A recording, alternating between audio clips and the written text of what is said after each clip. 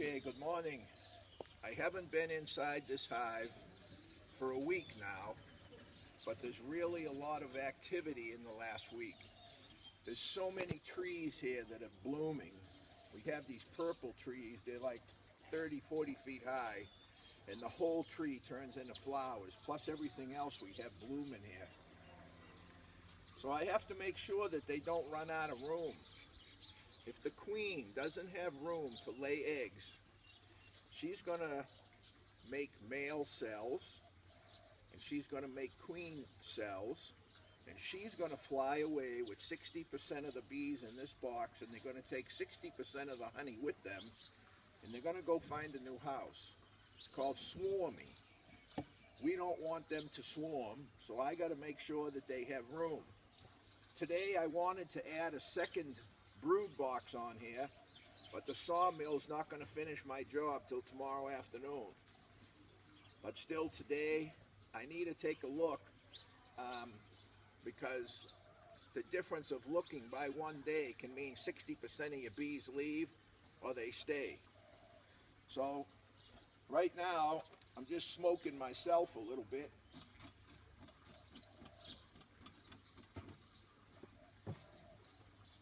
Then we're going to smoke the girls. And also, today is the first day, today's the first day that I'm doing this without any protection. So it's either going to be educational or comical when I get stung for the first time. So we'll see. But many beekeepers don't use protection. And so we're going to try. Let me get this cover off. And let me see how the girls are going to behave today. Is there any bees in there? No? One. Just one? Okay. As you can see, they're very calm. Actually, I'm going to put this cover back on for 1 second because I forgot a tool. Just keep the video for 1 second, honey.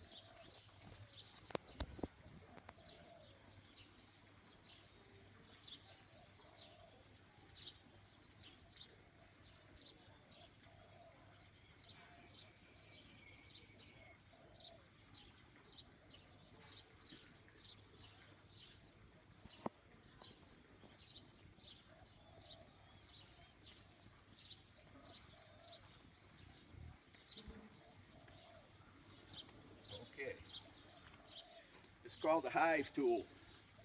You really need this thing once you start going in here, because the bees tend to glue everything together, and I need this tool in order to get things apart. So I'll get this cover off, and then I'm going to smoke them just a little bit because I want the bees on top. I want them to go down. Okay. Alright. And then they tend to glue these things in place with this stuff called propolis. Now I got bees flying around me, and I don't know if they're going to tag me or not. If I get tagged, then I'm going to go put something on. But right now I'm looking for, do they still have room to work? Oh yeah. Yeah, we're okay because they got plenty of cells in here. There's plenty of cells in that frame for them to still work on. That's good.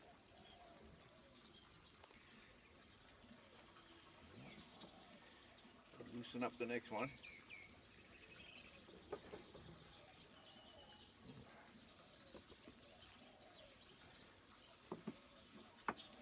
As long as you just move slowly and don't jostle them all around,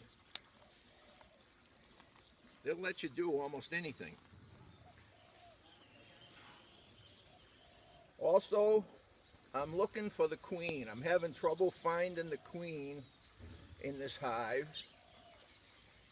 Every time I look, Usually if you look down the side of the frame like this, sometimes you can see her.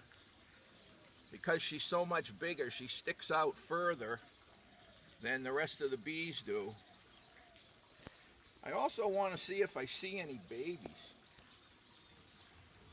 And I don't on this rack.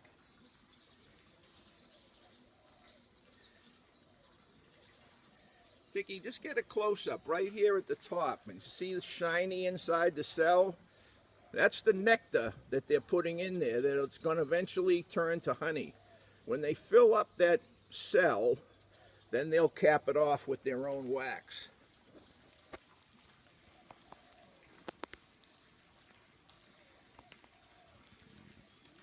But as you can see, nobody's jumping out of here to attack me. They're perfectly happy as long as you just do the right thing.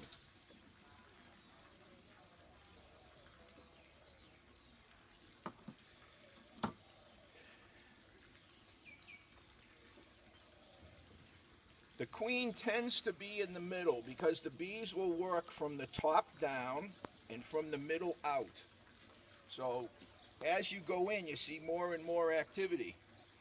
There should be a lot of babies in here, and they always store the honey on the outside. They try not to mix the honey with the babies.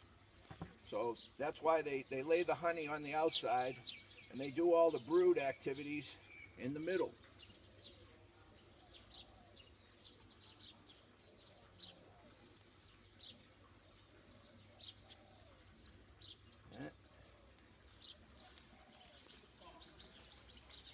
I'm surprised they still have this much room to work. All of those brown cells, those are all baby bees that are going to hatch out. That's called brood, capped brood, all that brown stuff.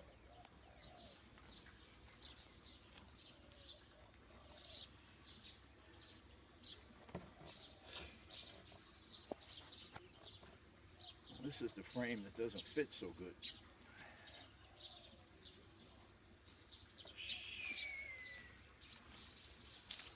Beautiful. This is what that tells me, is the queen is really doing a good job. She's doing what she's supposed to do when you got all that capped brood like that. That's perfect. I thought I was going to get it.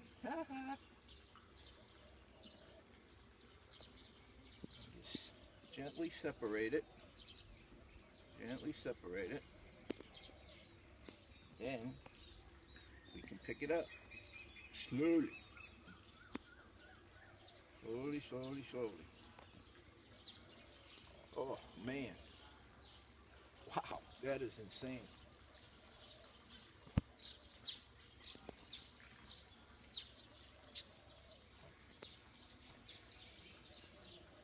You can see all the brood on that side. Lots.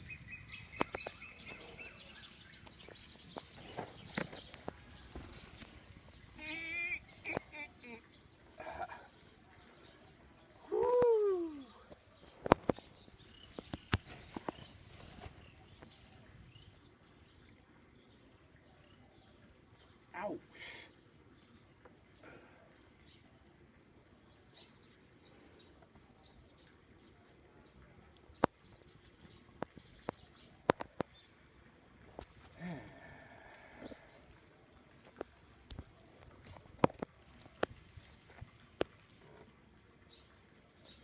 I don't know where the queenie is, but she's definitely in here because they're very busy with the brood.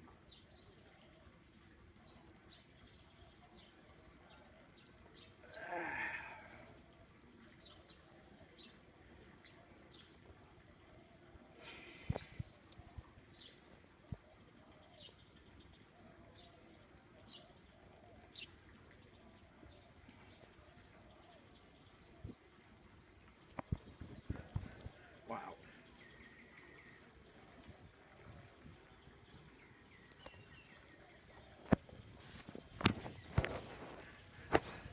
Still have tons of empty cells, so we're okay. Okay. We are okay. Now, I'm going to push all these frames slowly back together.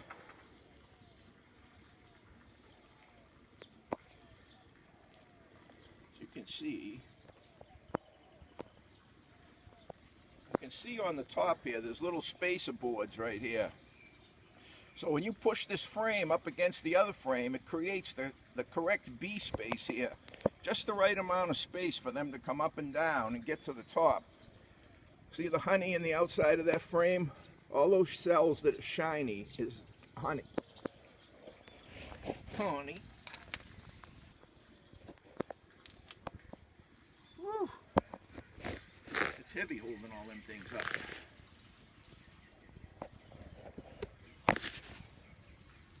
Now I just have to push them all back together so that we have the right B space.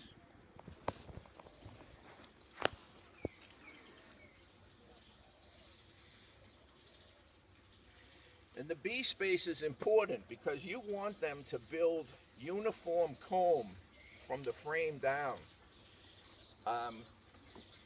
This is what a new frame looks like. And this here is actually made from recycled beeswax. And when I put this in, I'll spray this with sugar and water, and they'll go on here and they'll build comb out of here that looks just like these small cells. But the B space is important because if you leave them a big gap, they'll try to fill the gap with honeycomb, and then you get what we call crazy comb. We don't want them building comb everywhere. We want them to only build comb on the rack so that we can take them out. If you didn't have these racks in here and you put the bees in here, they'd start from the bottom side of the cover and they'd build comb all the way to the bottom. So this is how you control how they build. And I certainly don't have to worry about these guys swarming because they have tons of room to work in there still. That's good. Now I'm going to put in as much as will fit. So right now I'm going to spray this. This bottle has sugar and water in it. And once this gets in there and they get on there, they'll all come up here and be drinking this. They love this. Candy for them.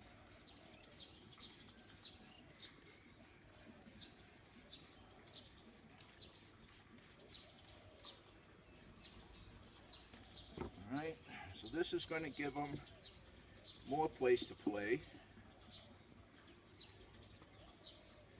And then this here is called a top feeder. It's got two compartments in it. One you can put dry food, you can put pollen, you can put just raw sugar. This here is either for water or sugar water. And there's lines you can see on here, which is actually ribs on the inside, which help the bee climb up and down on the inside. That acts like a little ladder for them so they don't fall in the water and drown. The bad part about using this top feeder, it goes right in here, but it takes away a frame. So I'm losing a frame of bees or a frame of honey by using top feeder. But I have a different feeder coming that goes in the entrance. It's not here yet. So for now, I'm going to give the girls the top feeder. And that looks like all I'm going to be able to get in here.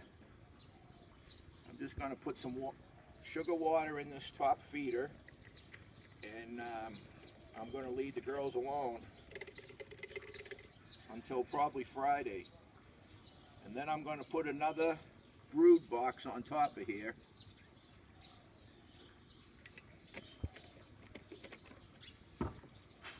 Bee on me now. This here is called a brood box. And this is where all the babies should get born and everything should happen in this box. Probably Friday, I'm going to put a second brood box on here and 8 or 10 more frames and give them more place to